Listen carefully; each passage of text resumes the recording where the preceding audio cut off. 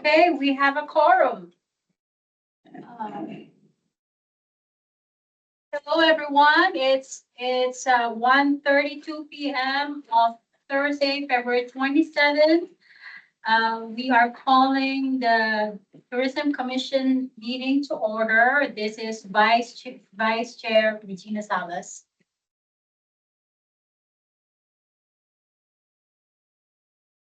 Want me to do the roll call? Yes, please. Okay. Ellen Jimenez will be late to today's meeting. Regina Salas, Present. Julie Comnick, Here. Jennifer Grogan, Here.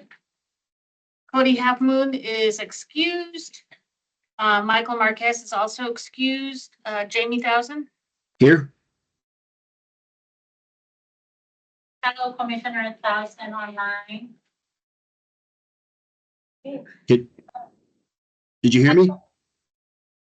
We can. Okay.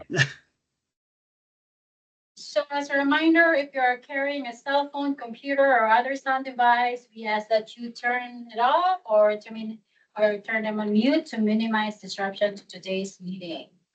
Okay, so local check-in. Council liaison, Council Member Austin Aslan. Good afternoon, everyone. I don't have anything much.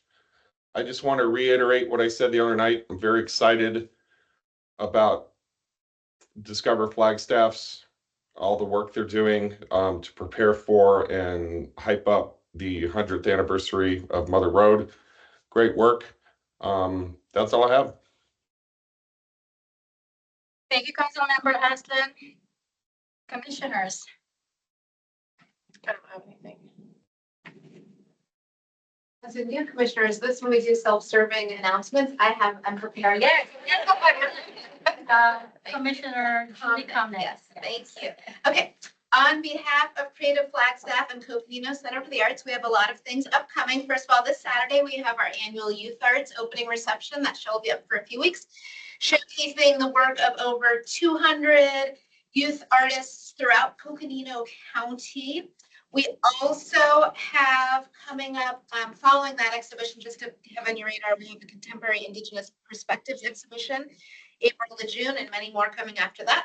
We are also launching youth creative camps. So this will be 1 week during spring break and then 4 sessions during the month of June in different disciplines for youth artists. These are for young kids, elementary school age. So if you're interested in that, I have much more information for you. And finally, we tickets are on sale for the annual Viola Awards. This is the 17th annual Viola Awards, and it is on April 26th at the Orpheum. And this year, the Orpheum is handling those tickets.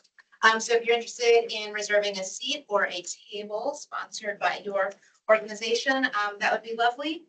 And that's all. Thank you. Question for you on the violas. Does it hold more or less people than your previous venue? Well, it depends on the venue. The Drury, I think we had up to 600 people.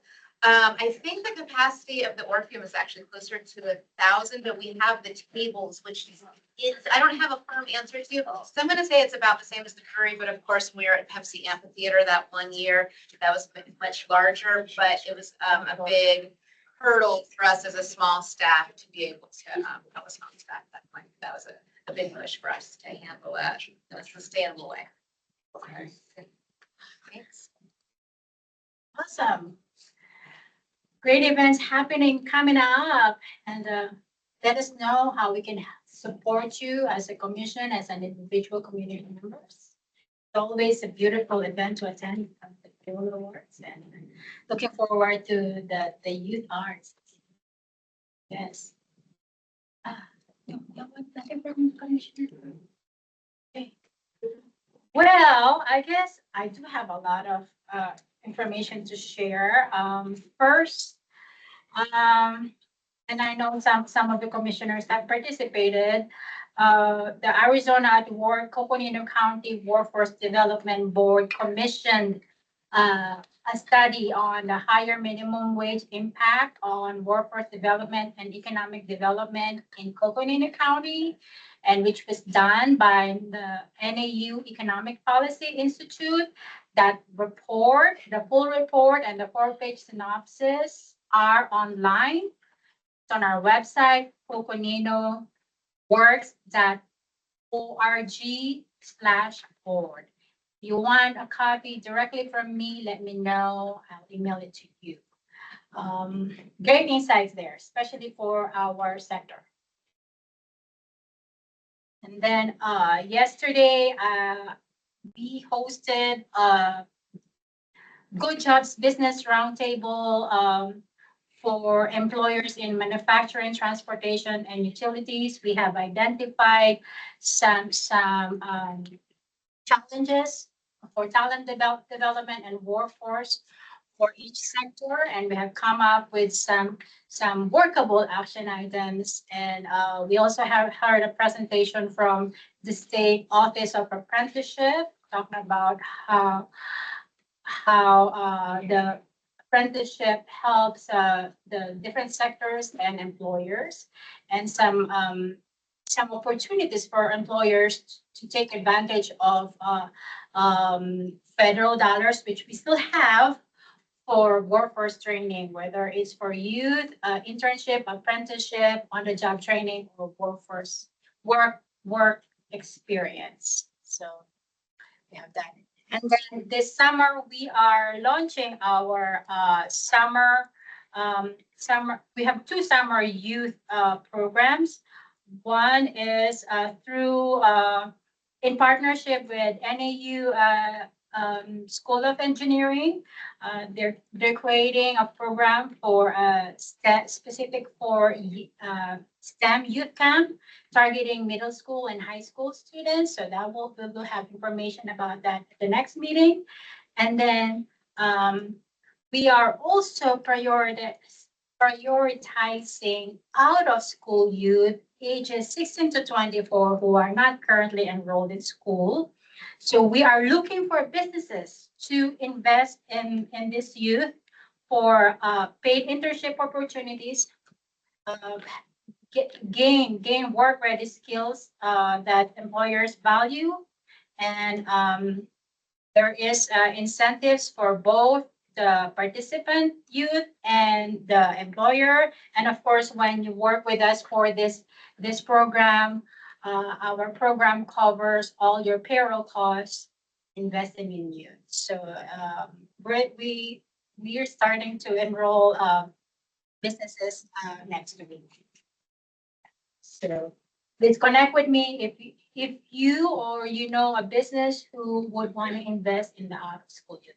We need those. We need to reach out to kids not in school, and they need to gain work experience, or at least establish like a career exploration. Like, I don't know what to do yet, and knowledge is not yet for me. So that career exploration and then establishing a career path. Yeah. So that's it for me. And let's go to do we have public participation? I don't see anybody on the, from the public. Okay. Next item is approval of minutes of the January 2025 meeting. I'll move to approve January. Meeting minutes. There's a motion to approve the minutes. And second? I'll Second,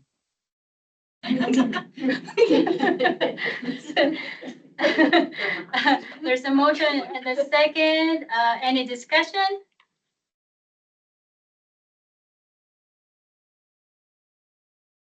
Those in favor say aye. Aye. Aye. Any opposed? Hearing none, motion approved. Okay, discussion. Hey, I'm excited about this. So we have the Flagstaff Downtown Business Alliance. Business Association. Yeah. I've always called it alliance. It is the alliance. Oh, it is alliance. Okay, so now it's okay. So, Executive Director Hunter Herbert, welcome. Take it away. I recognize quite a few of you, but for those of you who don't know me, I'm Hunter Hebert. I'm recently the new executive director for the Flagstaff Downtown Business Alliance. I have a presentation. I'm attending virtually right now, so I can just share the screen. Figured that would be better for folks who aren't here today.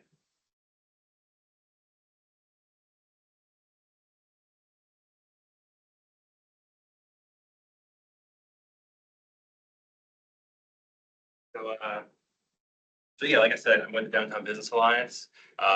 We're tasked with creating a safe, sanitary, sensational downtown. That's like the core of every downtown's mission. And so here in the slide just kind of reiterates that. These are like the three pillars of what we believe brings economic prosperity to your downtown. So these are kind of my three main areas of focus. And so with that being said, early in August, I did a streetscape audit. I'm going to go through this really quickly because I have a lot of information, not a whole lot of time, right? So this is the abbreviated version. So this is our material palette in our downtown. You'll see these materials used over and over again. I really like to continue using those materials. And in this presentation, you'll see that what I'm calling for is for like a unified downtown aesthetic, right? So this is just the audit of our tree wells that were downtown. Most of them are in a very poor condition. 175 of them. And what I noted earlier about a unified aesthetic here, you'll see that they're in different states of disrepair, obviously, and some have had repairs that aren't necessarily true to the aesthetic of downtown or true to the original spec of the engineering. So that's something we're concerned with. Also, just once again, unified aesthetic, we have a whole mess of different benches out there. None of them really speak to what downtown Flagstaff history is, except for those in Heritage Square that are kind of the railroad, more centric designs there. So we're kind of looking at how do we bring more of that character of Flagstaff into the district, and maybe it's something as easy as doing some kind of raw lumber benches or something like that. Just an idea. These are our benches, our bike racks downtown. Once again, there's three different styles. None of them match, none of the same color palette, only the ones in the middle, which have recently been repainted. That's an old picture. And trash cans also, we have, a couple different models. The one on the left is probably the preferred model because it has a recycling bin, but not always emptied on time, not always well taken care of, and not green. It's gray for some reason. Don't know why it's gray. So, moving forward, something that speaks to the downtown, whether it's the downtown green, it's a Corten steel that matches the rest of our material palette, or if it's something branded that can give us an option to kind of be playful, maybe share a message about downtown. That's an option. I've taken some of these pictures, some of these I stole from online. These are just different districts. You got Waikiki, Meatpacking District in New York, and just a couple places around town. It's kind of a fun little way to interject a little personality into your street. So pedestrian accessibility experience is something that I'm very concerned with. And so this is our, these are from August. These are older photos. A lot of these things have been addressed already, but on first audit, you see a lot of bad situations out there on the street, which don't really reflect what we hold highly as a city, I believe. Like people love our downtown. We love going to our downtown, but outsider might not look like we care much, right?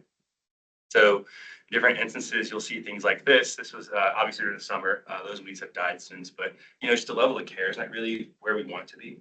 And we'll see some clutter in some places, which don't make for a good experience when you're walking. I routinely see people at the sweet shop here moving these chairs out of the way. People with disabilities having a hard time getting through there. Obsolete fixtures like payphones with no handles or no headsets, and some things that we've had addressed, like the real estate magazines that no one buys real estate magazines anymore. So we had those removed, but just a higher level of care is what we're trying to provide down here. And so back to accessibility, we've kind of given a preference to these outdoor seating areas in a lot of cases, which don't benefit the users of the sidewalk. To me, the pedestrians should be held more highly than to more high regard than businesses right here. So from my understanding, this was kind of a play to keep people from panhandling and playing music on the corner. It obviously doesn't work. There's a man playing guitar there. So what we did is we choked our main pedestrian corridor down to where one person can pass at a time. We've also have a pay kiosk there and a bike rack there and all these other things which create a pretty big congestion point there downtown. And so signage is also another big issue. So this one kind of makes me laugh because I'm a dork, but you'll see these signs all around town. It's historic downtown. It's got like a little cartoon choo-choo and a parking symbol. So I hear both sides of this argument. I hear, oh, parking's not a problem downtown or parking's miserable downtown. we're advertising for it everywhere, which is pretty crazy for, for someone to say that we don't have parking. So this is a overhead view. This is all the vehicle storage areas in our downtown. Now, most of them are private, but I mean, this is a clear case to say, hey, let's create a public-private partnership, some shared use agreements when your business hours are closed. Let's let the public park there. Let's let Park Flag manage it. Let's churn a little money there and create a better parking situation for folks. But that's the physical space we're given. This is the visual space we're given to parking. It's just absurd. There's so much visual clutter around with parking signage here. I am not a very big guy. I'm touching 2 parking signs. So, like auditing these and just doing a better job at making them make sense. Because in the picture in the center here, there's a parking kiosk with a no parking sign in front of it with a pay here to park sign.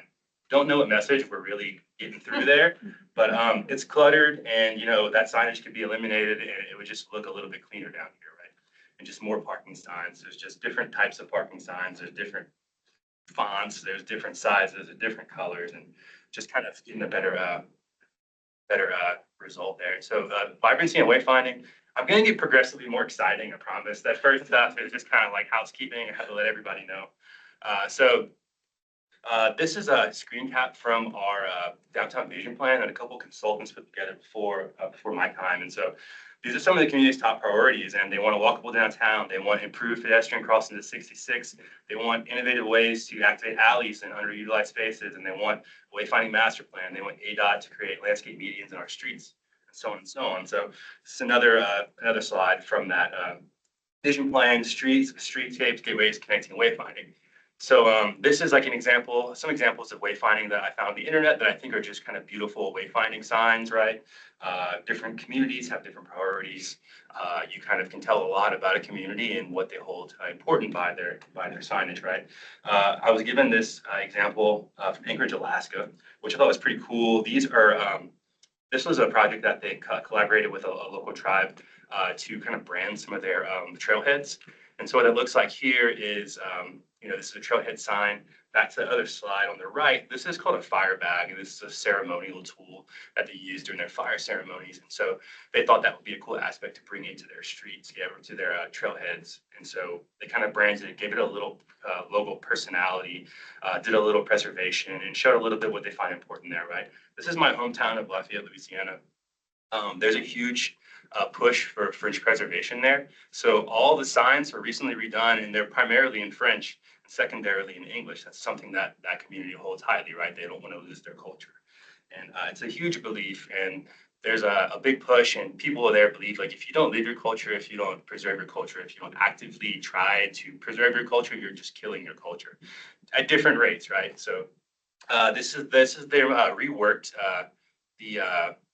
I forget what you call it. It's like the MUFCD or some kind of crazy acronym for this is the sign standards in town. And so they reworked them to be in French and English, and then they redid a bunch of the infographics for parks and just a really cool suite. And this is what it looks like in the downtown currently. So it's a mix of different installations. You'll have the cheapest route on the left is like a vinyl cling onto some poles as a wayfinding and pedestrian signage, to a little bit more permanent, the ones that mount onto like your channel post.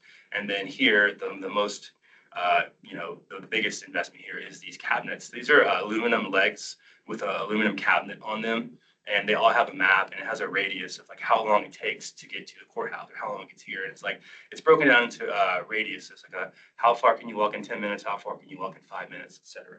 And so if you look into that, there's some really cool illustrations there. So with the historic architecture, there is a illustration for the cathedral, there's an illustration for the courthouse, illustration for this and that. And it kind of shows that, hey, these are prominent buildings, these are things we care about, these are important things in the community. And those cabinets are, I think they were about $2,500 to install. They're very cheap.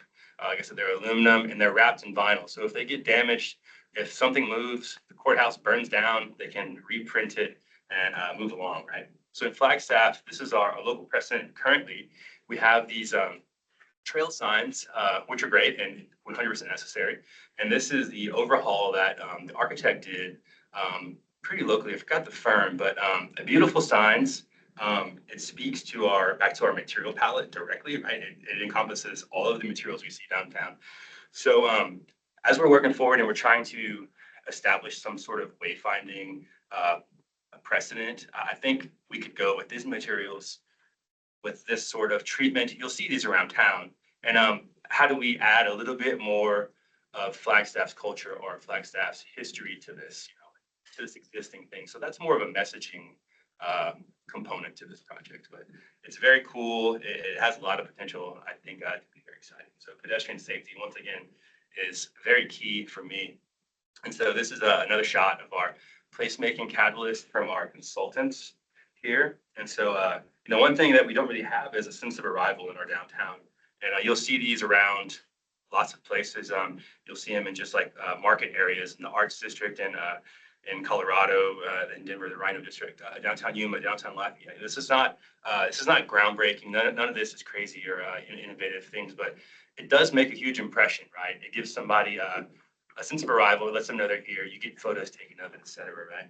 And so right now, I took this picture yesterday. And so the biggest problem for me in the district is how divided it feels because of 66, right? So like, I see that the visitor center has a sign right there. I know it says Chocolate Walk because I've been over there, but you can't really read it, right? And so we're trying to attract people across the street, and it's a very tough situation. This is an aerial view of 66.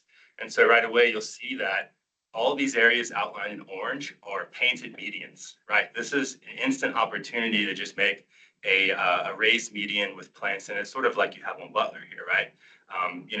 ADOT is okay to do this. I've already spoken with the traffic engineers there. It's more about funding and maintenance, right? So that could be an issue. That could help your pedestrians who aren't so able-bodied to cross the street. Maybe they have to take a break in the center and treat it more like a boulevard than it's basically a river right now, right? And so this is how that situation is handled in Sedona.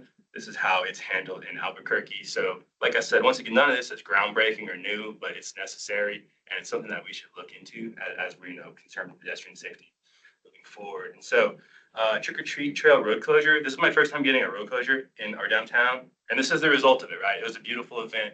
Tons of kids came out. It's inherently unsafe to not have a street closure for this. The first year they've ever closed a street for this. And, I heard there's gonna be thousands of kids on the sidewalk, and naturally, I think they're gonna spill over onto the street. So we closed that block of Aspen, which was tough. It's not really, a lot of people aren't really in favor of doing that from time to time, but, it's something we're gonna keep pushing on. But it's only a 300 foot block length, 16 parking spaces. So when we close it for a few hours, you're losing 16 parking spaces. And this is what I get back from the engineers whenever I submit for a parking plan. This is heavy-handed. And one thing you might notice when you're looking at these signs is none of them are geared towards pedestrians. There's not a single one that says pedestrians ahead, right? See special event ahead, which, okay, we'll take that, but road closed ahead, detour, detour, detour. This is only concerned with moving traffic as quickly through our downtown as possible. It's not considering the human experience. It's not considering the danger for a pedestrian. And, this is the result. This is our roadblock whenever we have, 2,000 children in the street. If someone wants to plow through a crowd of children, they easily could, right? So if we're gonna have an unattractive roadblock, it should at least be safe. But there are better ways to do this and make it look a little bit more beautiful. We currently have these planters out there, which are a good deterrent. We're on the right here. That's the meatpacking district in Manhattan on the left. So Manhattan is way more dense, has a lot more traffic, a lot more people in it than downtown Flagstaff. They're managing to close these streets with planters. Those are on a hinge. There's another planter right behind it. They hinge close, so you can close the street to all traffic. And that's a pretty good deterrent. That's their approach. So these streets are very similar. They're about 30 feet wide at their widest, at their most narrow point there. And then another approach here is in Pensacola, Florida. And I like the comparison of Flagstaff to Pensacola, Florida.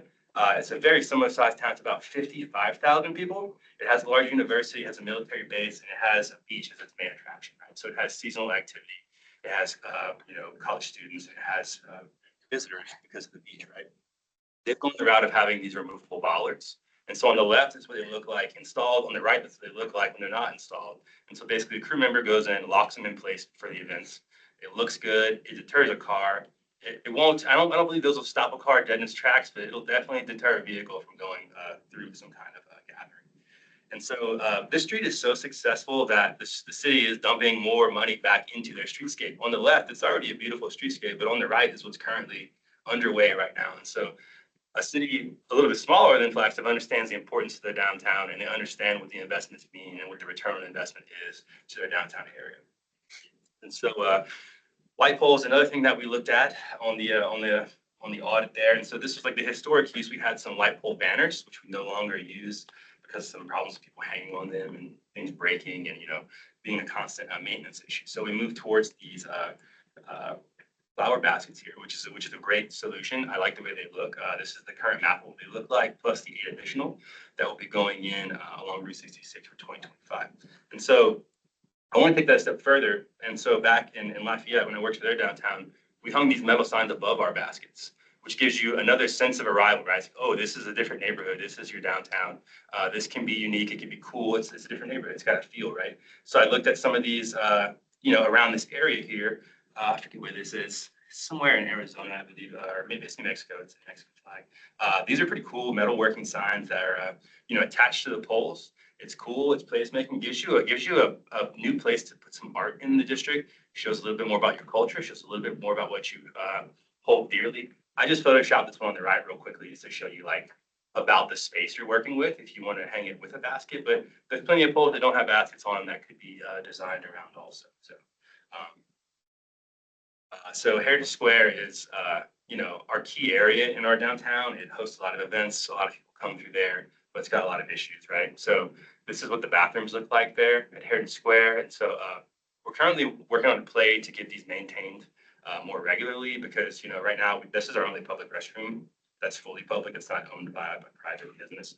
And so we need this to be at a much higher level so people feel comfortable going in here and people feel comfortable taking their children there to use the restroom when they attend our events. This is the dumpster situation over at Heritage Square also, which is just not ideal. And I really like the idea of doing some sort of dumpster screen area here. And I like the idea of sampling the work that's already been done at the Aspen niche, right? What a great project. It speaks back to our material palette. It could provide a nice fencing option here. Just to kind of hide the ugly parts of our downtown, right?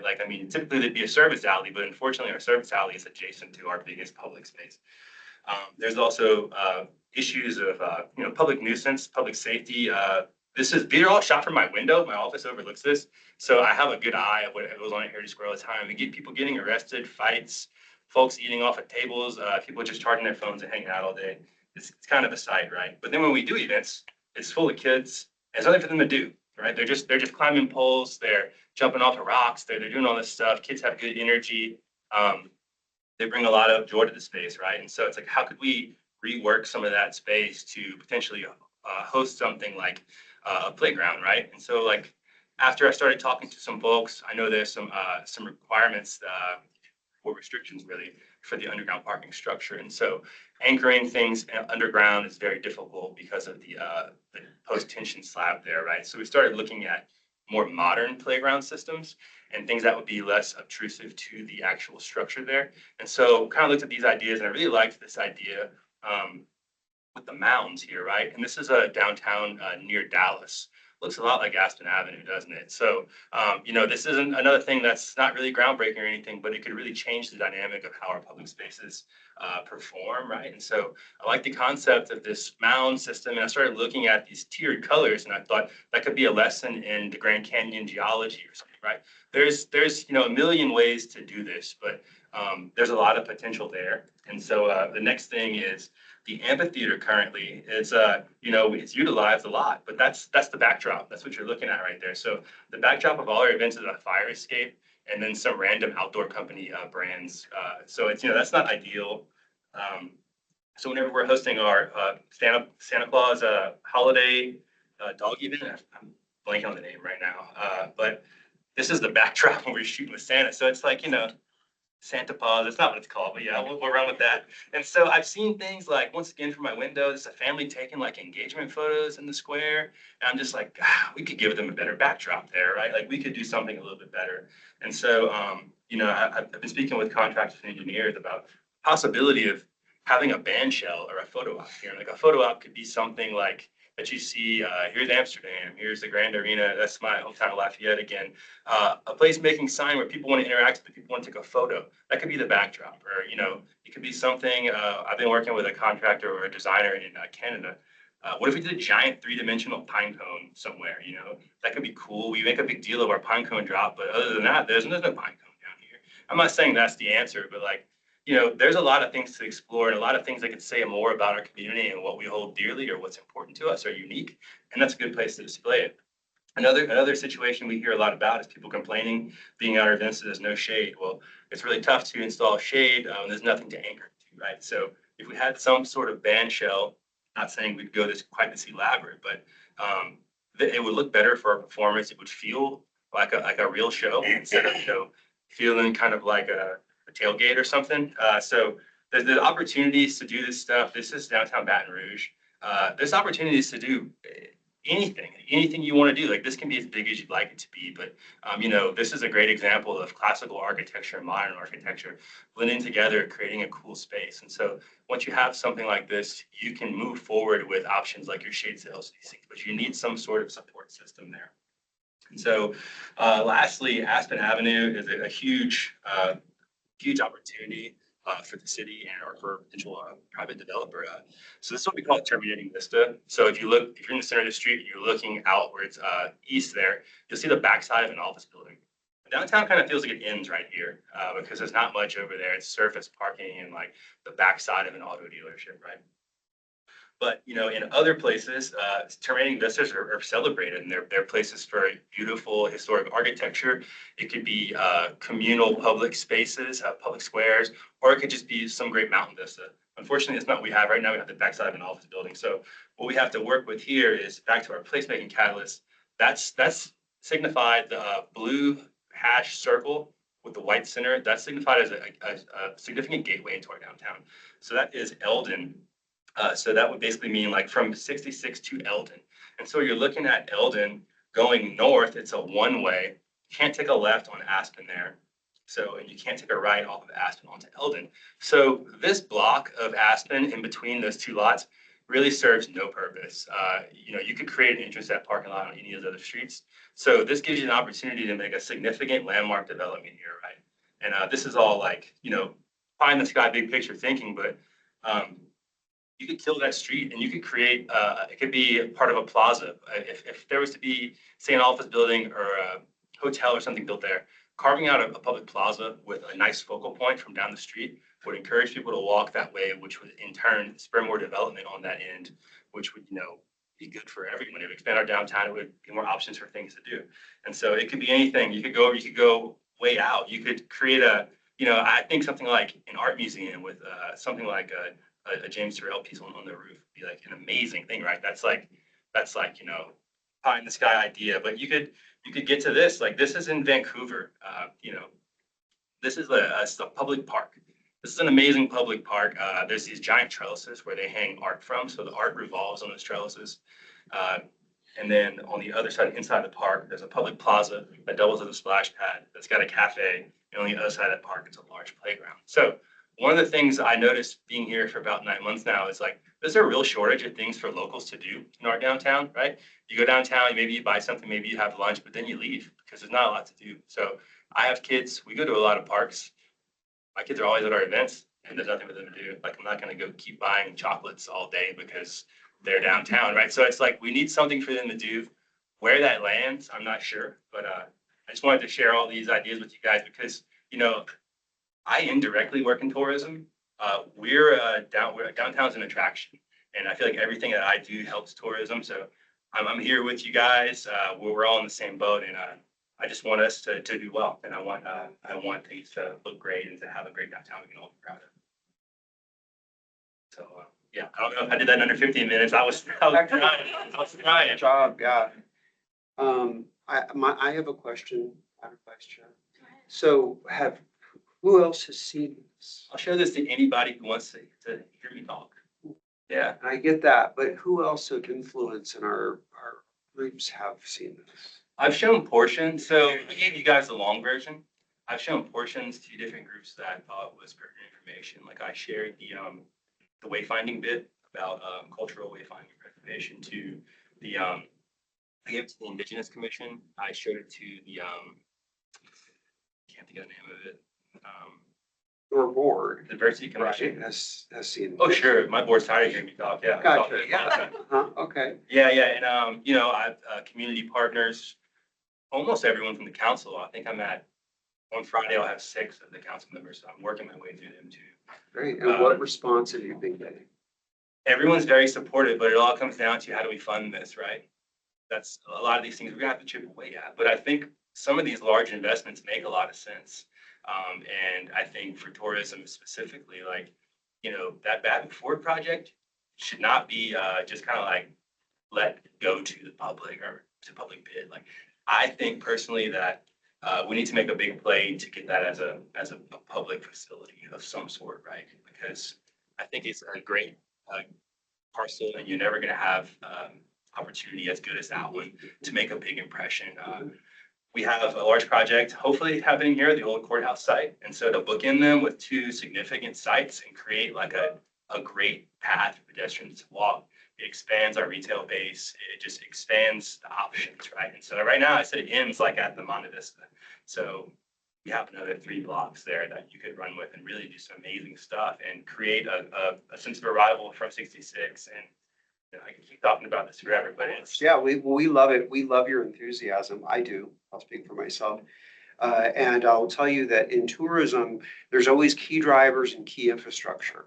And the downtown is both, and one or the other depending on the customer. So no matter what, it's super important to us. It can be a key driver in cases and it can be key infrastructure in other cases. That's why you'll always see in any intercept studies or the like, you're going to see it rise to the top of what people are doing when they're in town. What did you do? That's one of the key things that everybody does. Now they may not have come here for that, but they expect it when they get here. So I don't have anything more to say, but we're in support of it. I am in support of it. And I know there's a lot of people involved in making any of these changes, and I'll turn it back over to the Thank commission. you. First, Heidi has her hand up and she put a note. Hey, I could read this far.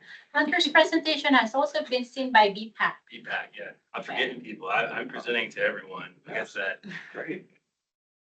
I just wanted, Chair, I just wanted to thank Hunter for coming and, we currently have another group, called, we now call it, oh gosh, Community Enhancement Committee. It used to be called Euro. And so some of these ideas are in front of Euro with the tree wells. There should be a pilot project happening with the tree wells. We're also in discussion with, Hunter in downtown, just for long-term discussion on funding. And but one of the things I wanted to remind Hunter of is right now we have our beautification and action grants, which are about $7,500. And so downtown would be able to apply for a grant if there was something you wanted to do on this list that might fit within that range, I guess. So I just wanted to keep that in mind that you, Hunter, are able to apply for those types of grants and you have until March 31st to do that. And if you need me to send you the actual link, I can do that as well. And I see that Councilmember Aslan has a question. Councilmember Aslan. Hi, yeah, it's not really a question. Hunter, I just want to give you a shout out and kudos. I'm sure this is like the 50th time you've given this presentation. You could probably do it while taking a nap at this point. Trace, you asked who else has seen this. I know I've seen it. I think Hunter showed this to me fairly early in throwing the slideshow together. I was honestly very impressed. Trace, you may or may not know, others in the room might not be aware. During our budget retreat a couple weeks ago, this downtown project came up. There's a steep price tag to what Hunter's, aspiring towards. And obviously, we're not going to be able to fully fund a grand vision, but there's definitely support on council for moving forward with some budget help on this. And I know there's lots of conversations going on internally as well. Don't know where the dust will settle on all that. But it's Hunter, obviously you're the replacement for Terry, who was on this board. And I think you're bringing a nice new energy and point of view to your work with the Downtown Business Alliance. I think it's great that you're doing this. It's getting people to talk. I think it's getting people off their laurels and thinking about things they never thought about before. And keep going. You can correct me if I'm wrong, Hunter, but I think I might have been one of the people that suggested you should meet with the Tourism Commission and other commissions in your effort to, bolster support for this and get it widespread. So commissioners, if you have ideas of other groups that you're associated with who should see this presentation, I'm sure Hunter is ready to give it 50 more times. Thank you. Yeah, you are correct. That's why I wanted to be here in person today. I wanted to meet some of these folks before the commission. So thanks for the advice there. I'm trying to meet with all the commissions, I guess. I don't know how many more I have. It's quite a lot of commissions here in Flagstaff. Working my way through. Any comments, questions from the commission?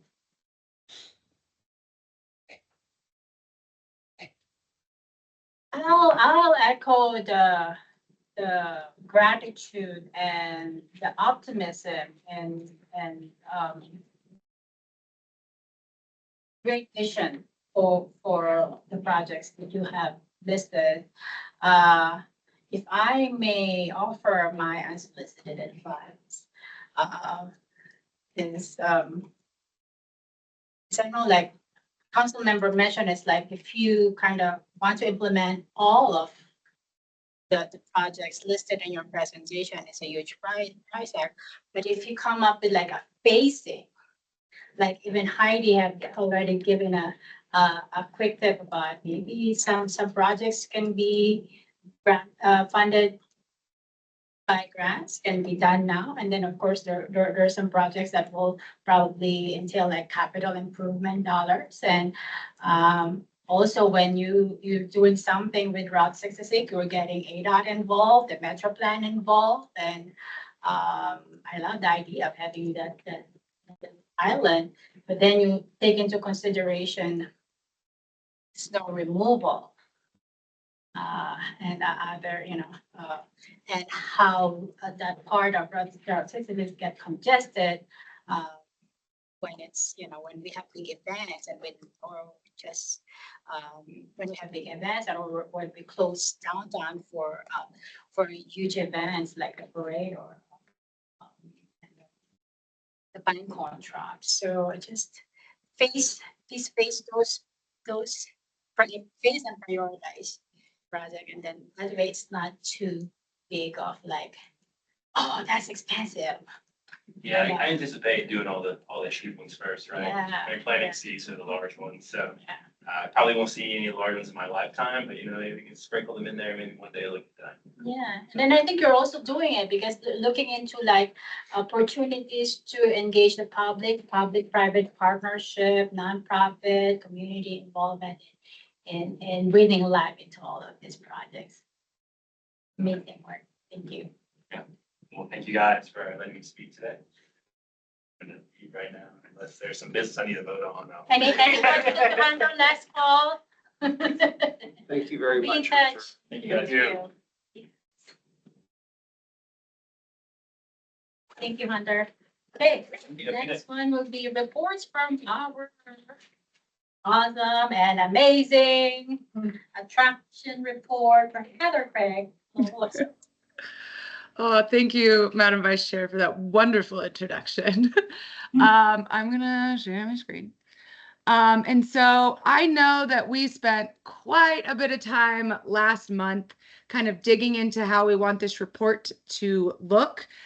Cody and I did not get a chance to sit down and meet with Trace due to the iHeart Pluto Festival, which I just want to shout out went wonderful this year. Thanks again to the Orpheum and all of our wonderful downtown partners that participated in the pub crawl.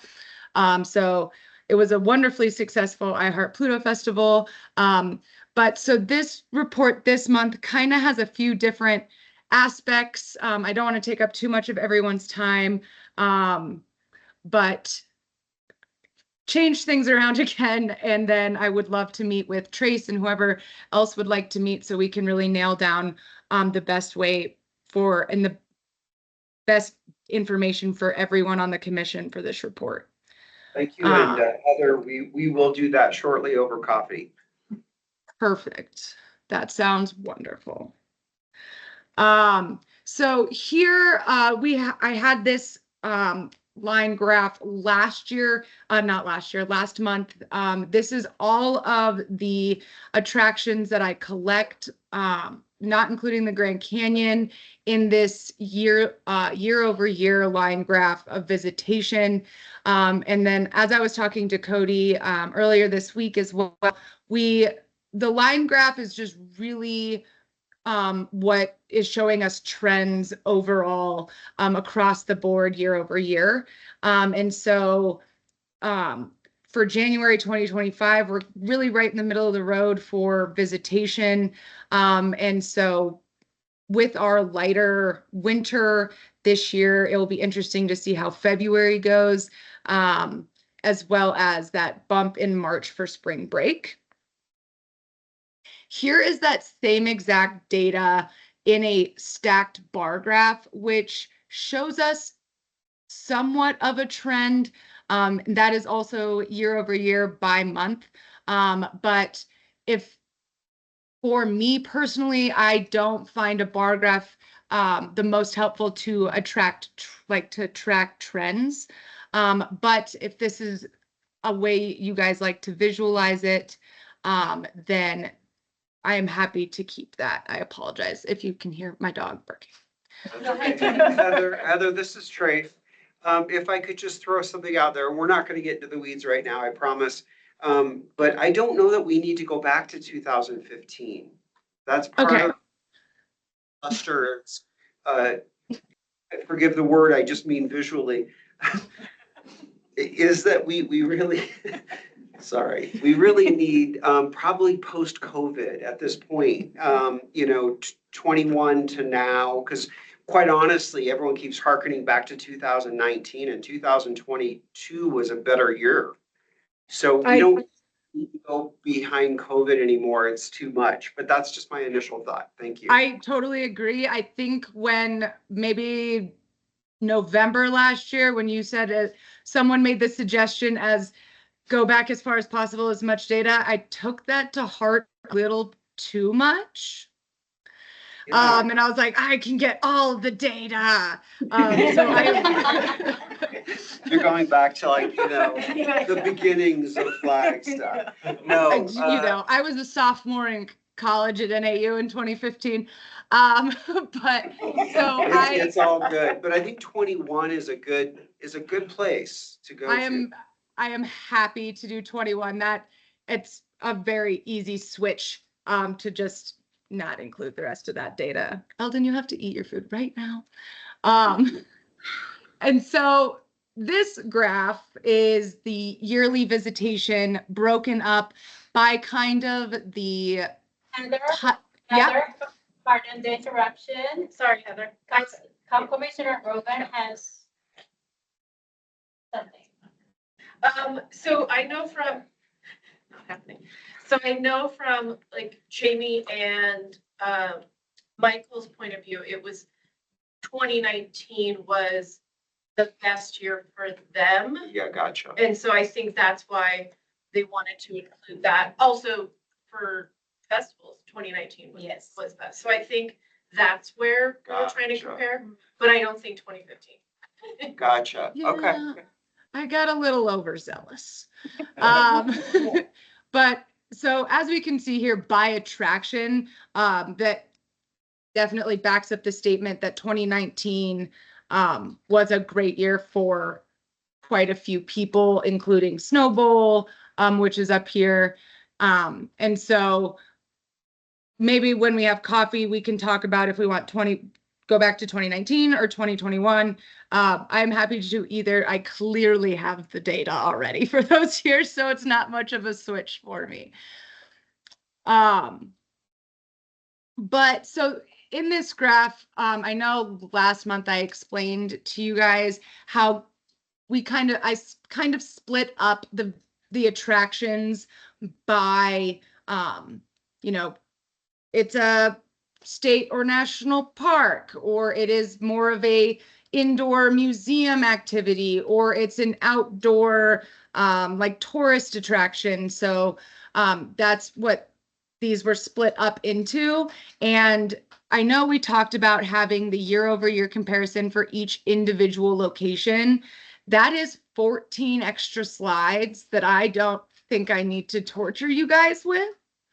And so what I've done is to go month by month, and I go back to 2024 here. This was the psychotic graph that I had last year.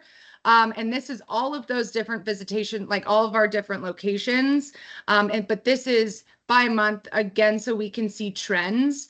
But then I went ahead and took that purple, that teal, and that orange section, and I broke those guys apart. So we're looking at more attractions that I wouldn't say are competitive with each other, but people that would be doing similar things. And so we can track those trends with those different locations and not have to like really break down these lines and just be like, what am I looking at? And so here, unfortunately, the Pioneer Museum has been closed, but this is the Rorton Mansion in the Museum of Northern Arizona. So this was more the museum, more indoor activities. And we can see that they follow quite similar trends with each other month over month, going from January and then like August and September. They're following similar trends with each other. And it's nice because now we're looking at two locations that probably have a similar target market. Same thing here with our state and national parks. So these are a little bit, there's a little bit more iffy, but when you're looking at Sunset Crater versus Walnut Canyon, even though Sunset Crater has less visitation, we're following the same trend. So breaking these guys apart gives us a bit of a better eye into what these guests are doing. And that these locations, because they're offering similar services, are trending very similarly. Heather, yeah. real quick stop is, does someone on the commission, would anyone like to be a part of us doing a revamp of this? Yes? I mean, I don't want to overextend myself, but I'm kind of interested in that. Okay, Yeah. perfect. So I say that because I will send you an invite for whenever we meet. Does that sound good? Yes. Thank you. Sorry about that, Heather. And Oh, Heather, no worries at all. Yeah, because I just want to be able to get you all the most useful data possible. And so whatever that may be, I am happy to do so. yeah, and then we'll get there. Hey, Heather, real quickly, like that one, it shows us a trend, and that's somewhat valuable. We kind of know what the trends are in general, but it didn't show me like a year over year. January from last year, January this year. Are we up or are we down? So it just showed me a trend that was running a calendar, 12-month running, we call it. Is that a true, did I read that wrong or is that true? No, you read that completely right. And I know we talked about this last time, and if having individual graphs for each location year over year is what's going to be best, we can do that. It's just, again, that's 14 extra graphs. Right. But I could also adjust this in such a way where it's, Lowell Observatory will have 3 lines for 3 different years on the same graph. Again, I just don't want to overwhelm you guys or, just be like, this is way too much data. So I think the trend tracking is really good. Like I showed you in let me just flip back up to this first one that I had. So this is year over year. This is all of them all of the locations combined. And so we can really dig into this. This bigger teal one is January 2024, and then this is January 2025. And so I think the year over year information is very valuable. I am just trying to figure out how to get it to you guys in the most concise way, so I'm not taking up more of your time with 14 extra slides. Sure. So Heather, we'll get there. I'm not going to get in the weeds, but I will tell you that you could have a large deck and you can send it ahead of time, and these folks can drink their coffee or their wine or whatever they want to do and review it at their own leisure. But when you come to the commission meeting, we'll condense it to something much more digestible and simple, but they'll have all the information in a form they can view whenever they want via email. Perfect. That works. Because right now here I can hop over to my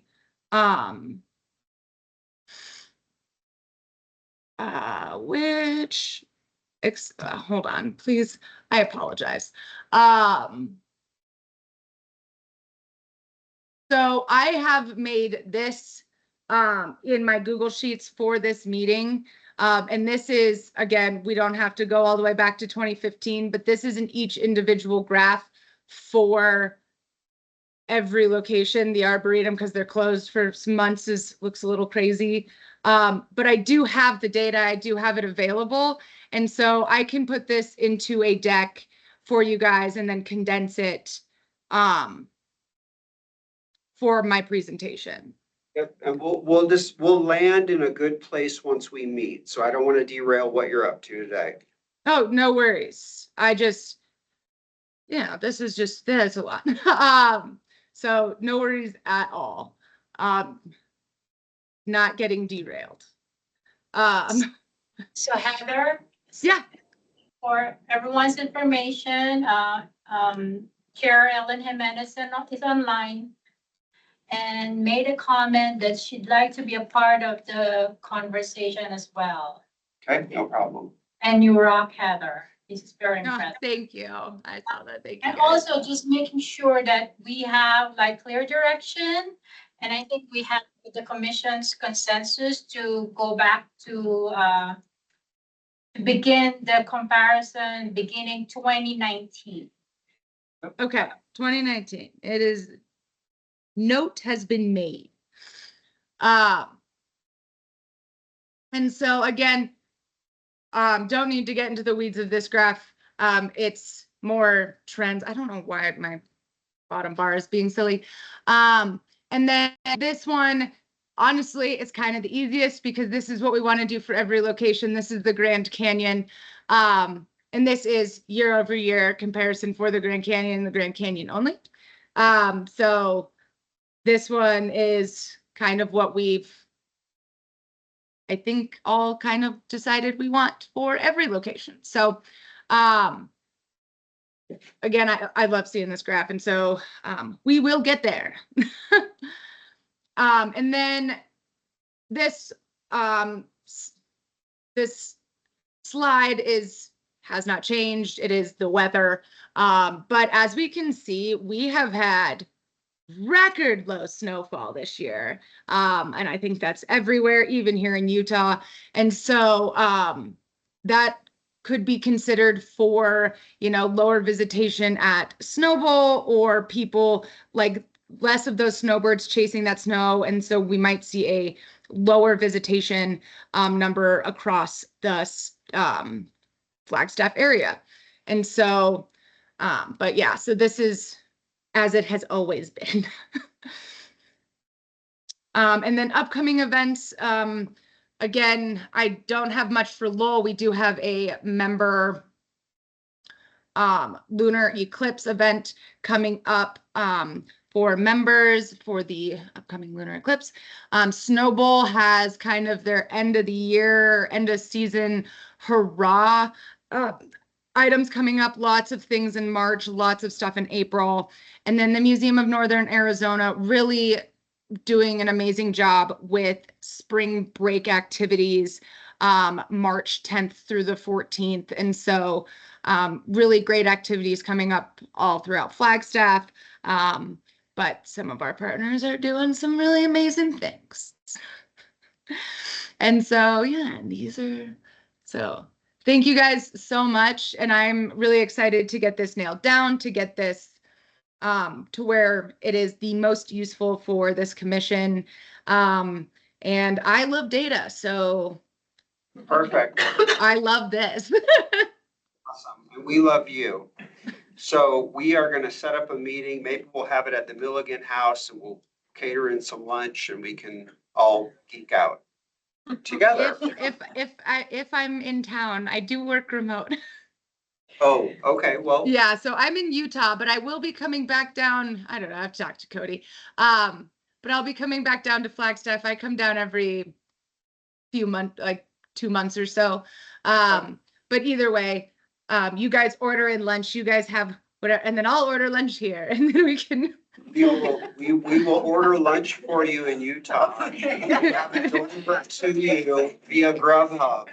Yeah, Uber Eats, Grubhub, Cody will do it for me every now and then as well. So it won't be my first time.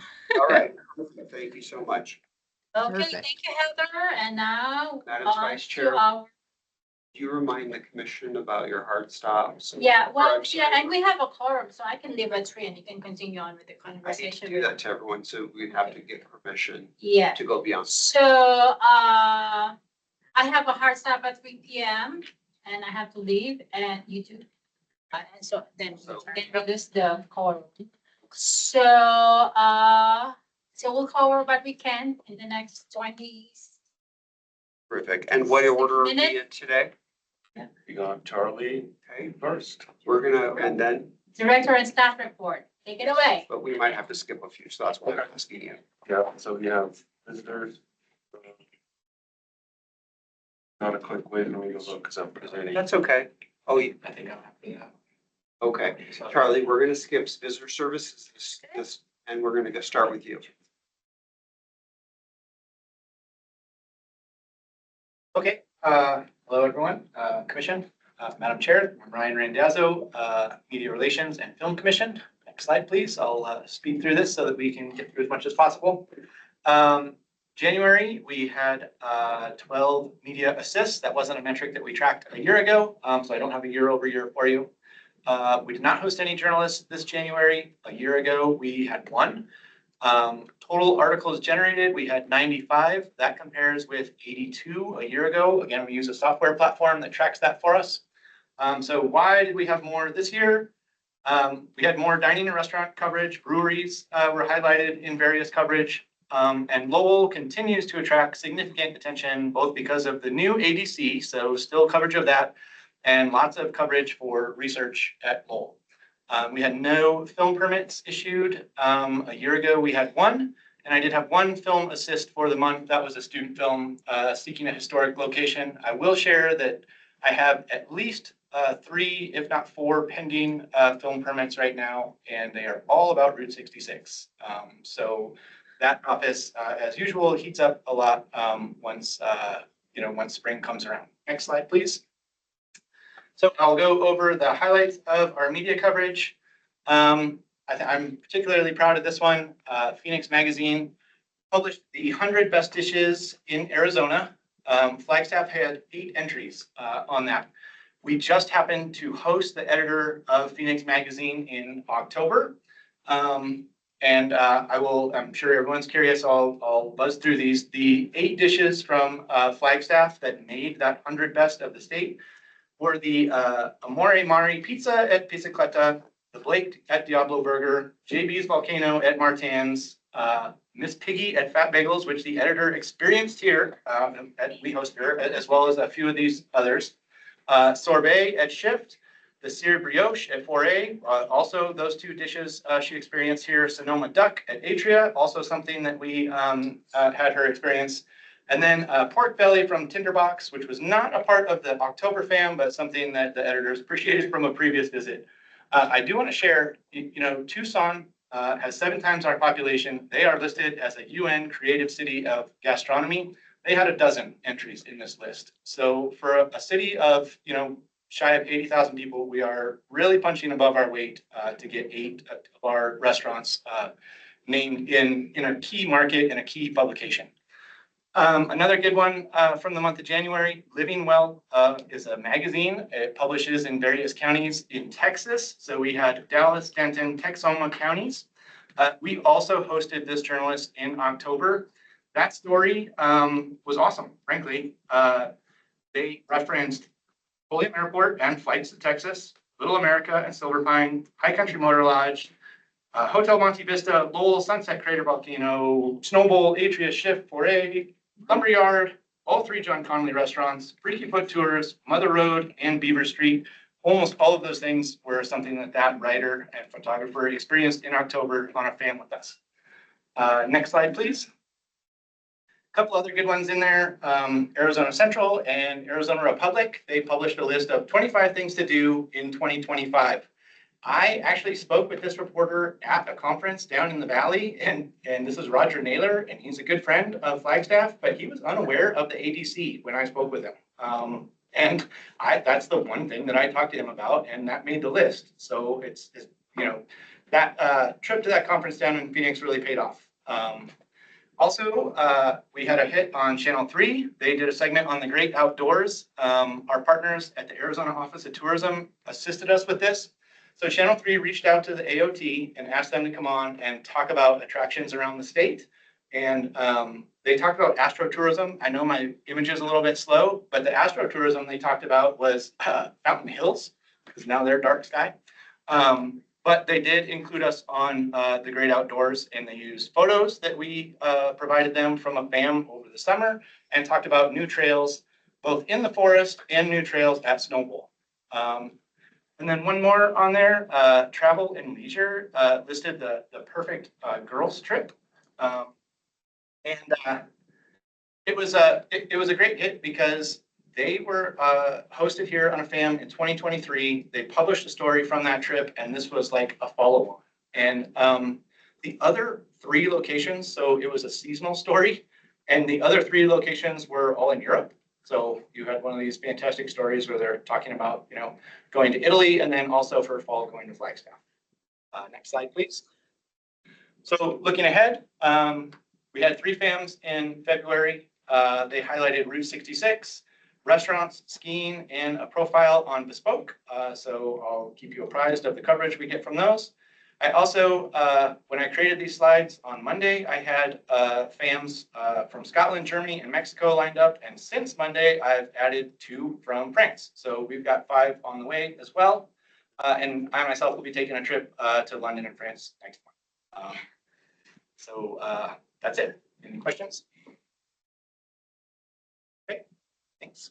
Excellent work. Thank you. All right. Hello, Madam Chair and Commissioners. It's presenting from my bedroom today. I apologize for not being in person.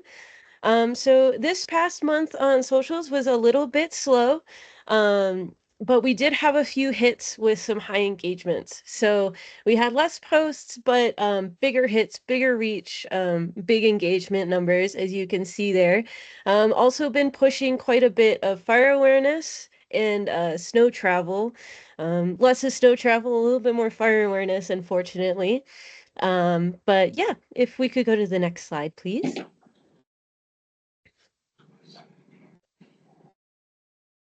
Again, here we're talking about fire awareness, chocolate walk, and then another then and now. Fire awareness has been quite shared, as well as a chocolate walk post. So that chocolate walk post had 151 likes on it with 159 shares. So we're getting a lot of exposure that way in people sharing it to friends. We're also almost getting to 50,500 followers for this next month. I'm very excited about that. If we could do the next slide, please. Also very excited for almost hitting 8,000 subscribers on Flag Haps. Woohoo. Pretty good open rate this past month with a very good click-through rate as well. Yeah. If you could go to the next slide, please.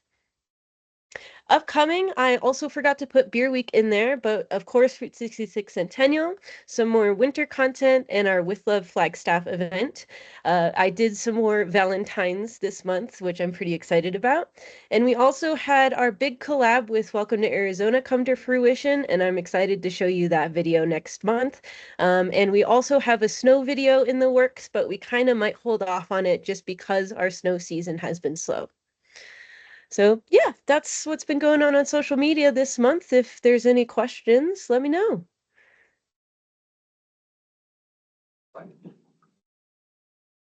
Thank you, Isabel. Excellent work.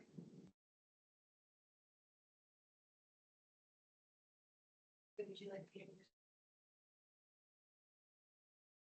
Sure. Actually, we should ask you all. What would you like to hear? I don't have any major urgent highlights today, so. All right, what's my time frame left? Thank We you, have like Sabrina. 15 minutes. All right, and we've got a handful of slides looking for your support and input. So just to be fair, I can stay till 10 after if that makes any difference to quorum type things. Is that? Yeah, We're here for you. If you guys say you have a quorum, yes. If you can't, you can't. It's up to you, not us. It's never up to us. Let's just see what we can get done. Okay. Yeah. All right. All right, I'm gonna do a high level on some things and then we'll have opportunity for a little deeper discussion on some upcoming creatives. All right, sounds good. All right, what we're looking at here are some paid creatives, digital creatives sent out to our target markets. On the left, we're looking at spring training. I have to share, and we've done some deeper dives into this. But this native ad had a click-through rate of 0.57. That's pretty spectacular. And I think it speaks to a lot of things, you know, that as Trace had mentioned when we were looking at some of the stats with Heather, you know, the dirty blanket's gone, right? But it definitely had an impact on spring training. But it's gone, and this is just so refreshing for me because Trace knows I've had bruises on my forehead because I just wasn't happy with what I thought we could get. And so we are definitely pointed in the right direction. And I do want to say on the native ads, we have an opportunity to put some text in. And what we added, shoot, I thought I had it on here. Anyway, it's very personable and obviously very relatable. Sorry, I was gonna read it to you, but it's not down here. I'm sorry, in my notes. It resonated. Beer Week, picked up the creative from last year, still very relevant, still very appealing, a 0.36 click-through rate. And remember, a 0.12 is considered on the high end of a benchmark. And with this, we started serving Beer Week mid-January. And so this was only served to 10,000 impressions. So it took a little while, but it's off to a great start. As stellar as it gets, it's a champion campaign. There's no doubt about it. It continues with strength. 250,000 impressions, and I'm just sharing that with you so you can see the apples and oranges with Beer Week only getting 10,000 impressions. 250,000 impressions, very strong with a 0.26 click-through rate. 8 national parks, our video earned a 0.24 click-through rate. We'll go to the next slide. Looking at some website behaviors, we did have a decrease, and this is relative to winter pages. We're seeing our child pages, such as winter events, such as snowflake map. It's just not getting any traction. There's just not the demand and the hype and the buzz. But you know, it is what it is at the moment. Our engaged sessions are doing okay. So on the site, we have more than a 10% increase for engaged sessions, and this is behavioral. And what that means is that people are spending time and they're doing scrolls and they're interacting. Next slide. And there's a little proof in the pudding there. That little green dot above 2024 helps tell a story. It's a 2% increase. Domestic engaged sessions increased 5%. So we were at 560,000 and we're now almost at 105,000. And most of that engagement rate is a loss from our dry market. It's coming from Phoenix. Cities with increases, it's a good story, you guys. LA increased 45%. They were almost at 3,200 and they're pretty much at 4,600 for this past month. Chicago, a good story. And think about where these people are. It's spring training. And Chicago is up. They were 2,200. They're pretty close to 1,400. Vegas increased, not so much baseball team though. 1,600, what's 1,600? Now we're looking at 1,900. Dallas increased 44%. So they're at 1,500. International markets also had some wins. Mexico was up 82%. It's a good story knowing how much they appreciate our winter, but they still came to visit. Canada was down 24%. They were at 1,300, now at 1,000. UK was also soft, 10%. And Germany increased slightly from 370 to 406. Next slide, please. A silver lining here.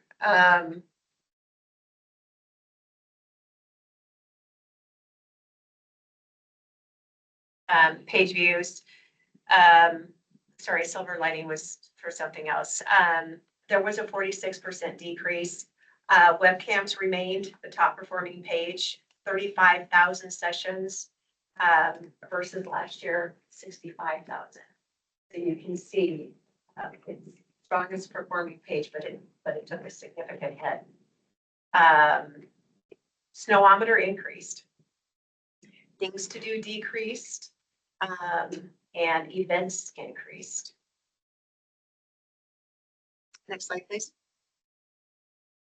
This is the silver lining that I was talking about. I thought it was before. This is telling a story that while engaged sessions were down, the engagement rate, that top was up a little bit. And it's just a metric that tells our viewers they were actively involved in the website. Also, more than a silver lining is if you see our weather and results for Flagstaff, we're ranking above the Google changes that they're making in regard to search. So they are that search engine, which by the way is the predominant, continues to be the predominant search engine. And Sabrina and I were on a webinar earlier today. 90% of searches occur through Google, and they're going through a tremendous amount of change. I was going to go through it today, but I won't. But I do think it's some interesting information that you're going to want to hear. And it's relative to AI. You know, you've been hearing me say or talk about long keyword, long searches, long tail searches. They're incredibly relevant, and they're going to continue to be more relevant. And AI appreciates the long tail, so we're gonna keep that pedal down. But that right there is a great story for us, seeing that the search engines are continuing to look at us with authority. Next slide, please. Things to do, just a little peek, supporting the decrease that I mentioned earlier. Next slide, please. All right, now we're going to get into some fun. This is in follow-up to our presentation last week, and there was a recommendation, conversation by our commissioners about the quick links in seeing if we could provide for your websites a link to things to do to encourage visitors that are in your site to take a deeper dive and encourage them to stay an additional night. So things to do. So this is the quick links view of what we can offer you. We can offer you this in a hard copy and or that we also talked about a badge that you can put on your website. So if we can advance to the next slide. these are 6 different variations that the team put together for you to consider what kind of badge, what kind of icon you would choose to put on your website. And it will direct link to the quick links Discover Flagstaff landing page, and or in some situations, some instances, instead of a link, you can scan the QR code and have it populate on your device. So what do you think? Three different color styles or color palettes.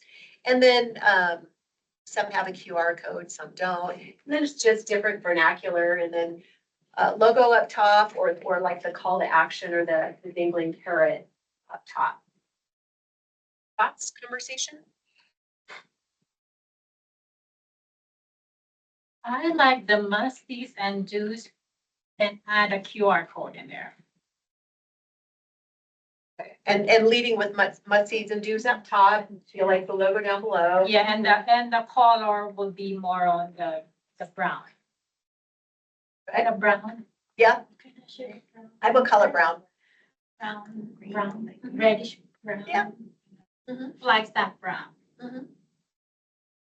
So maybe just like the Flagstaff brown on the lower right, but changing the headline to must-sees and do's. Yeah. I like the font style and that. On the green one? Yeah. All bold.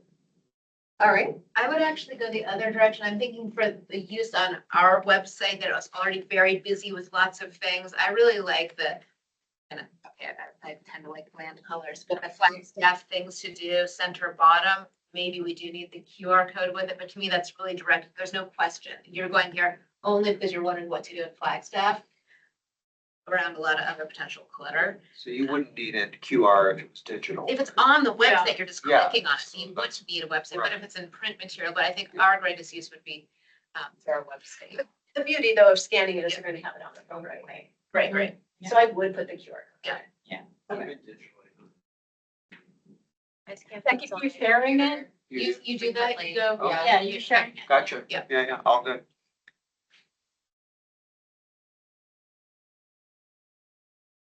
So hearing couple of options. Totally opposite ends of the spectrum. So yeah, it looks like bottom center and bottom right. Taking the left headline, moving it to the bottom right. And then adding a QR code to the bottom center. And does it make sense for us to send this out to our database and say, hey, if you want to add this link to your website, it's not just for you guys, I mean, you guys are the most important. Everybody. Green one's fine, the color, yeah. And I think it's like what goes with your website, like what can flow with. That's it. why, and that is the mindset of why we did like the gray, just Yeah. kind of like the black and white, that it was a little more conducive Yeah. to color palettes. But we can make that, so actually, it's like the bottom line wins it. Okay, Yeah. we give them options and All right, send them out. yeah, perfect, yeah, thank you, love it. And we'll ebb and flow the content with some seasonality. So sometimes it's gonna be firewear, sometimes it's gonna be winter recreation. Okay, I love it. All right, you guys. All right, we're gonna have fun again. Next slide, please.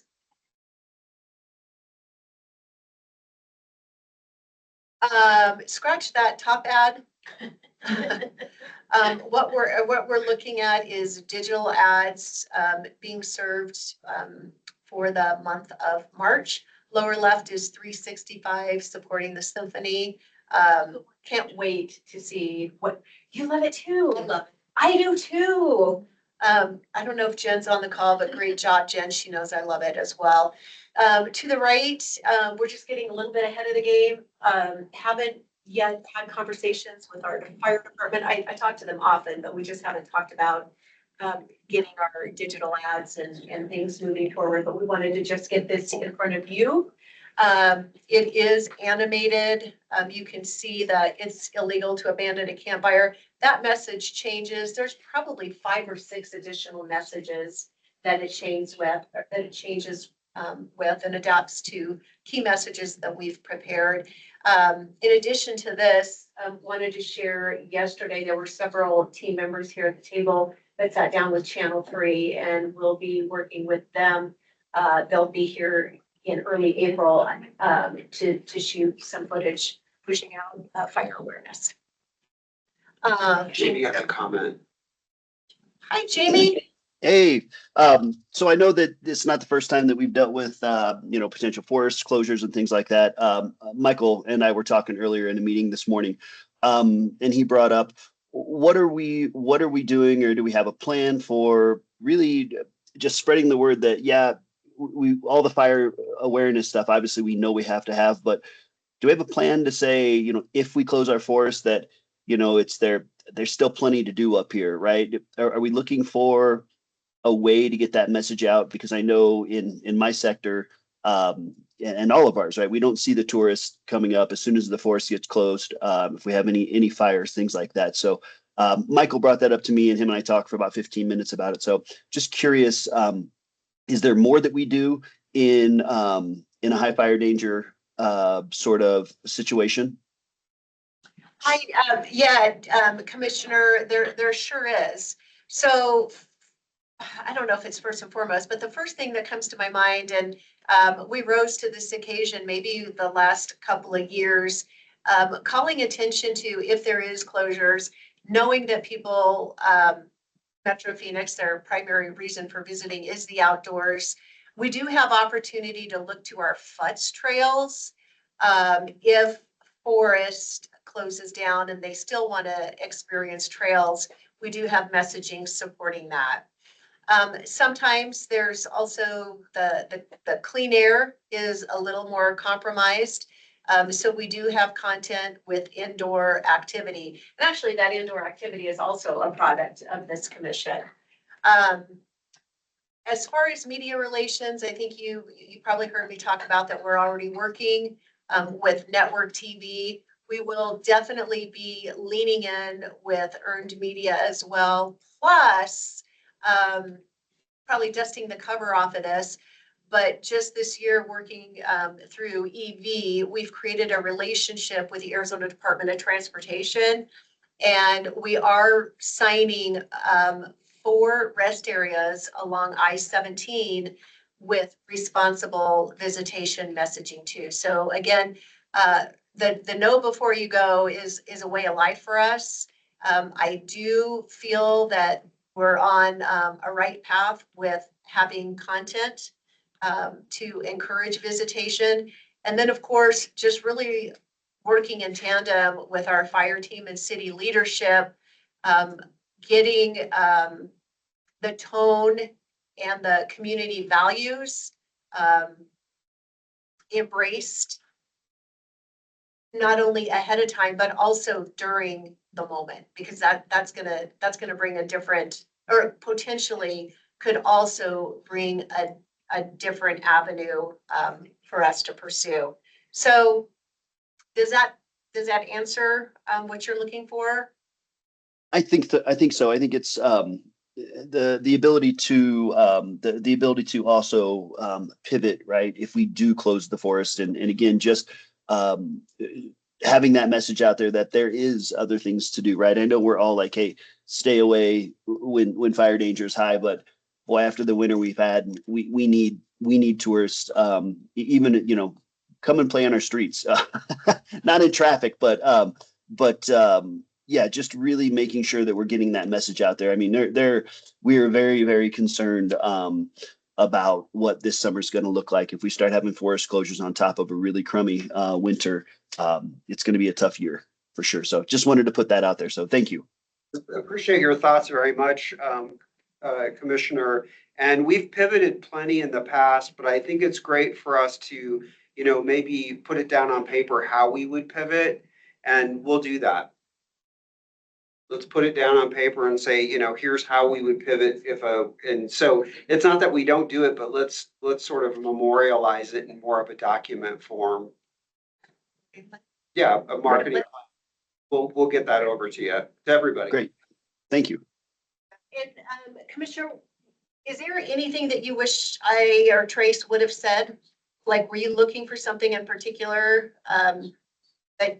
that maybe you're aware of that other DMOs are doing that you think that we really need to do? No, I just knowing how impactful the forest closures are, And like you said, most people are coming up here to get outside. We have issues with clean air when there's smoke in the air. So just really kind of just dropping a note in here to brainstorm and make sure again that we're able to pivot quickly to say, yeah, our forests are closed, but we still have so much to do up here. And everything that we covered up to this point, Lori, was great. And really everything we do speaks to that in Flagstaff, right? I think that Michael and my conversation again is just two anxious business owners being very concerned about forest closures this year and how many people won't come up because that's part of their stay and play. And just reminding people that we do have everything that we do. Again, everything that we do currently, but really just putting it out there saying, we have great restaurants, we have great foots trails. There are plenty of things still to do in Flagstaff if the forests are closed. Yep. And then one more comment, and then I'm going to call on Heidi. I see her hand is up, but I also want We to also share. have a question here, so, Oh, yeah. Okay. Judy, yeah. Okay, one more. Yeah. I also want to share that our destination actually was invited to the table for this very topic to discuss wildfire awareness and marketing with One West. So it's nice to know that our destination is being looked at and being invited to the table to have broader conversations with other DMOs. So Yeah, I was just gonna follow up quickly, Jamie. I really liked your question, but I could foresee having something like a 2-day art, science, and culture itinerary ready to go and hand out in the event of it. I love that. Yeah, I know, it just kind of rolls, doesn't it? So That's a hard. if it lands at beer, we still have the restaurant in here. Right? Wonderful. Yeah. All right. Well, thank you, Commissioner Thousand. I also wanna just make sure that all of the messaging and Discover Flagstaff is very much in sync to this, the messaging with the city and the county and the Forest Service on the level of fire restrictions. Of course, I think the last level is closure of, of parks and closure of facilities, but I love the idea of offering already preparing the creatives for what we can do with your flag and the forest closed. Forest closure marketing plan. We're on it. Yes, but we still have like Buffalo Park, but only up to here, and you cannot go far, and go to Franklin Park. And so, and I do want to recognize that Heidi has a comment and has her hand raised. So go ahead, Heidi. Thank you, Chair. Commissioner Thousand, I just wanted to add, if you don't see the chat, that last year, Lori and her team did a lot on festival advertising because, our festival season goes very, very long. And so just so you know, I don't know, there's been a time hardly ever that we haven't had the forest closed at some point during the summer because it just starts to get very scary. So they're always equipped with advertising, other things to do. And I think what Trace's idea of showing you what that is will be really helpful to ease your mind. But I will say that they did a major push in festivals last year, especially with digital billboards in Phoenix and things like that. So we're prepared, but we'll make sure we show it to you. And then if you have any comments, we can go from there. Thank you. Thank you. All right, great conversation. Ready to move forward? And then my takeaway as action item would be to get that work. All right, let's weigh in on the next slide. We are in the process working in tandem or working parallel with the Arizona Daily Sun. Time out, Miss Lori. It's 3:06. This one down. All right. Ask the commissioners another 5-10 minutes. Yep, we can do that. I promise you we can do that. Okay, 20. Just kidding. We can do this in 10 minutes or I have less. a 3:30 or less. meeting. Yeah, plot me. All right, we're in the process of creating more than 75 pages commemorative magazine for Route 66, working with the Arizona Daily Sun.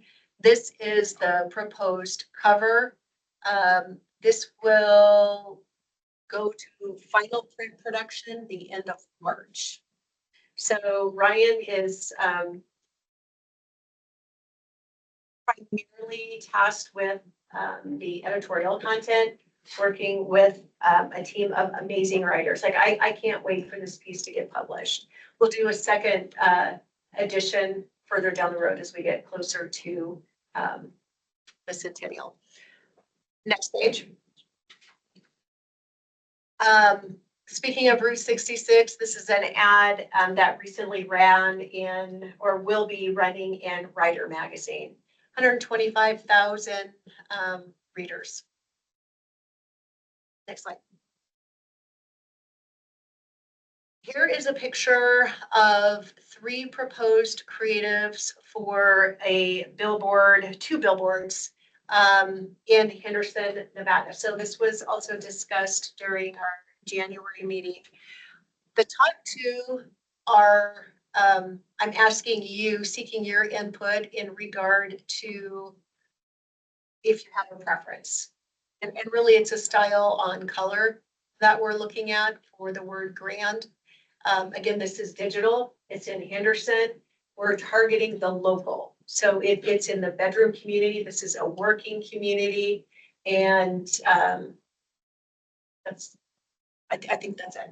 So do you have a preference for the top or middle for digital? My thing with the middle one is the grand gets lost against the red rocks right behind it. Mhm. So the top one reads better because there's blue behind it, and it could be the color red works up there too. It's just that I need that contrast to see the grand.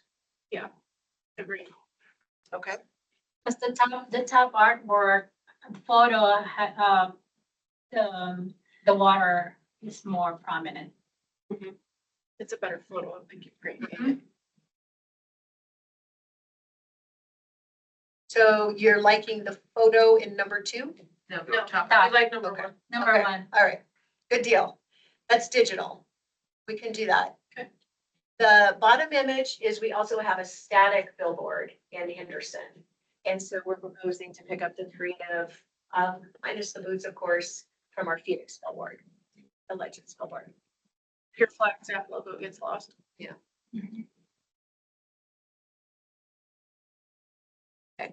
We make that change. Anything else there? The discoverflagstaff.com is real tiny. When we're at the back of the room. Yeah, but I mean, Yeah, I can't see the. driving, like it's Yes. a static billboard, Yeah, like 80 miles an Yeah, hour. yeah, Yeah. I want to see. You Okay. have like 2 seconds. Yeah, All right. So maybe no logo and just, yep, that's Flagstaff bigger. and then discoverflagstaff.com.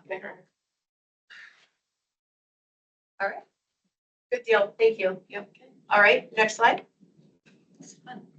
I told you it was gonna be fun. How much is on time? You have 5 minutes. Okay, this creative is targeting our LA market, a digital billboard again. These billboards will be on a rotation basis throughout the city. So we'll be reaching a huge populace. And I should preface this, the word entails, it's digital, so we can ebb and flow too. But in this particular month, we want to get this out. Is this, if this is LA. Top or bottom? Bottom. I like the bottom, but it's not clear that it's Flagstaff unless you read the really teeny tiny parts. But I feel like the Grand Canyon isn't Flagstaff. It's a wonder, but it's not Flagstaff. So maybe minus some snow on the bottom. Oh, I like the snow. It's just that I don't know if you're zipping by it, if you're gonna see that it's Flagstaff. Well, but we just don't have that much snow right now. So, you know, if we really want to tell the story. I just meant the one. That was like, that's the word. The word flags. As stellar as AZ gets, doesn't say Flagstaff. It doesn't say Flagstaff. Yeah. Oh, So The the image of Flagstaff no is more than great. 3 seconds. Yeah. Okay, that's what you got. Yeah. They only got They're saying that they think it's an ad for Arizona, not an ad for Flagstaff. I see. Yeah. Yep. That's a Okay, great I image. almost would take that top writing, put it on the bottom background. It's not probably Flagstaff really big. Yeah. Because that bottom ad is more Arizona. Gotcha. Okay. Or Work you on gotta it. keep going. Work Or on you could it. even put you could even put the Flagstaff logo in the top left-hand corner where it would show up, and then it would say Flagstaff. Your logo, if you wanted to. Okay, Yeah. we got direction. Thank you. All right, next slide. Lori's like, did we? I'm not. Next slide. All right, these are graphics designed for our NAPTA buses. We'd like to select Top one. Because it's up close, there's They're less, having there's fun, less there's noise, smile. smile, yep. Maybe get Diversity. the middle one, because they're similar. I like the diversity in the top one. The top one's better. What would be your number two? To the bottom. The bottom feels local, you know? I'd say, yeah, bottom, maybe number 2. Not a huge fan. I tell you what bothers me about the bottom one, and Ralph and I had this conversation, is it's busy. Yeah. And there's really no food. It's like Yeah. some mugs. Okay, but we don't, how many are we doing? We have, I believe we're doing 4. So we Four have room buses. to duplicate. We could do. The middle one, the background's just not very interesting. I mean, they're kind of, Yeah. We could do all 4 with the top one, right? And the beauty here too is that NAPTA, I don't know if you all had a chance to look, but their buses are being refreshed. Yeah. So we have an opportunity to refresh our creative, and they're gonna pay for the output. Now, yeah. So that's a win. All right. And next slide. Here we're Dun, dun. we're looking at 2 different logo ideas. Is left? But I have some comments on the Watch. people. Yeah. Let's hear it. That's a placeholder, just so you know, but go for it. So I would love to get rid of the blues image. Blues, the 2 people playing guitar. That's mine. Okay. Nothing else in town has that sort of thing. The bottom left lady, it looks like the sheep is sitting on her. A little awkward. And then Zane, I reached out to Zane and his feedback was he would love it if there were more people of color that weren't just dressed in traditional regalia. The 3 people of color, one is holding a sheep, the 2 natives in their traditional clothes. It's like we only cater to people if we are performing for them. So a little more diversity in that image. Gonna need help. Photos. Yep. That sounds good. I'll see what I can find between the 2 festivals. Any other thoughts on the logos? Is the logo on the left, is that the peaks or is that tents? They're tents. They're tents. That's what it looks like. It's sort of a metaphor. Yeah. What do you like? I prefer I'm the not pine cone. I kind of do too. I'm not the target audience for this one. Yeah. Jamie, break the tie. Yeah, Jamie. I could go with the tent if it resembles the piece. And while I love the pine cone of Flagstaff, I think festival speaks more to the tents myself. The tent with the flag just says festival to me. Got it. And maybe it's because the peaks in the image kind of gets lost. The pine cone just kind of looks like a hops. Yes. Which would be okay too. Except not every festival has alcohol. I mean, I don't know which ones, but. It's all good. Yeah, we're good with either. And so it looks like the left is winning. The tents are winning. I agree. I think the left overall is much more balanced with its composition. All right. And next. I think we can. Ta-da. We're good. Kind of covered that. Oh, I know. We do have a insert planned or in the works with the Arizona Republic, and that too will have be fire aware messaging. Festivals, information. That's in the works. And we went through everything else. What I do. I'm good. You're good. Okay. And we're out. Okay, we're out. All right. Thanks. Thank you, thank you. So, our next meeting will be on March 27. Any agenda items you want to discuss?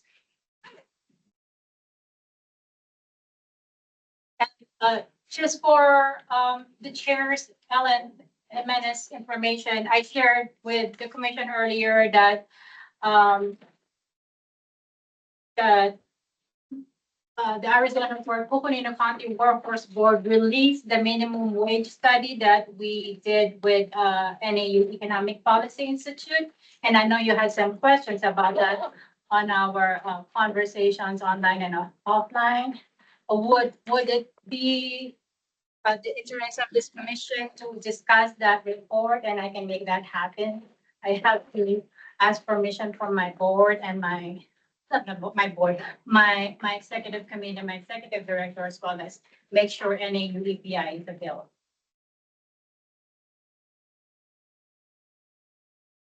I'm open to that if everybody else is. Jamie asked me about that too. Oh, yeah, Jamie's on, Jamie's online, yeah, Jamie, that's good. Yeah, and also Michael had asked me, Commissioner, yeah. Yeah, we're good? Okay. Yeah. Need to adjourn. It's 3:18 PM and this meeting is adjourned. All right. Thank you. Thank you.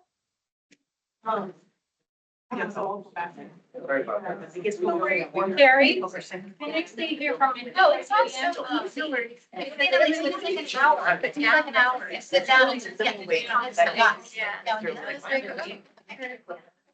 Because the main thing was, it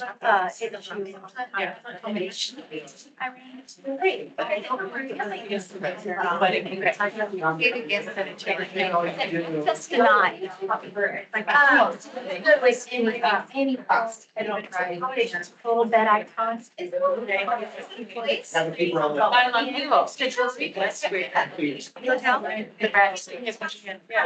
I clicked on book now. And it gave me access.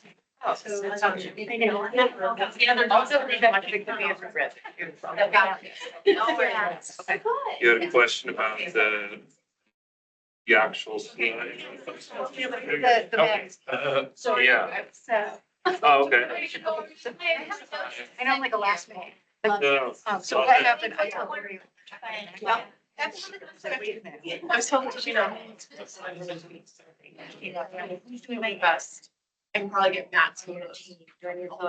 Like who's doing the magazine or who's doing the ads? Yeah, so Candace is doing the magazine. It probably makes most sense if she'll do it. Okay. I do the ad. Yeah. Perfect. I'm thinking something probably with the photo shoot you did might be helpful.